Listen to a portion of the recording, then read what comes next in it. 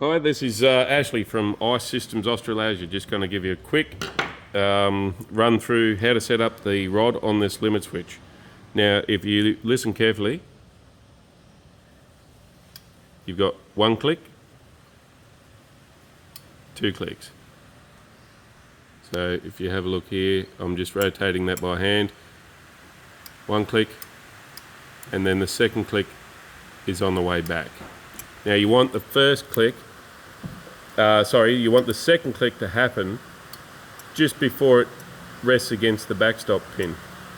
Now what that does is make sure it gives you all the time in the world, or as much time as possible, for the bag to collect in here before it actually makes the staple, because that's when it makes a staple on the second click. It also ensures that your first click happens inside this range here, because if the first click doesn't happen till it's past, we're looking over here at the moment.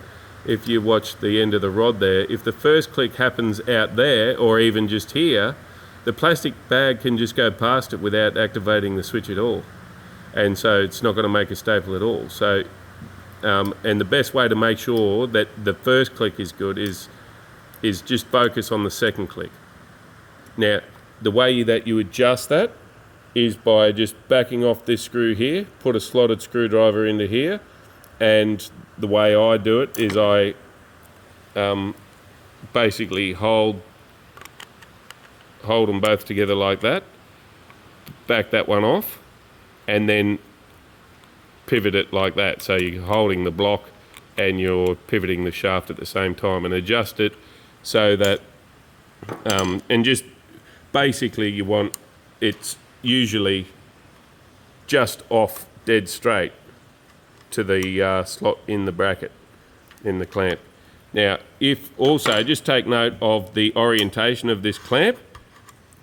That's the way that you want it set up. Obviously, if it's up the other way, you can't get to these screws, but also the position of the rod is incorrect. These rods are spring steel, so don't use the standard rod. Like if you get one of these switches from somewhere else other than us, they come with a rod, but the rod is mild steel. It's no good. It's useless. You want to make sure you get the proper rod. It's spring steel, and it's a very specific length. So when you push it all the way into this clamp, it's going to be the stick out's going to be the right length. So that's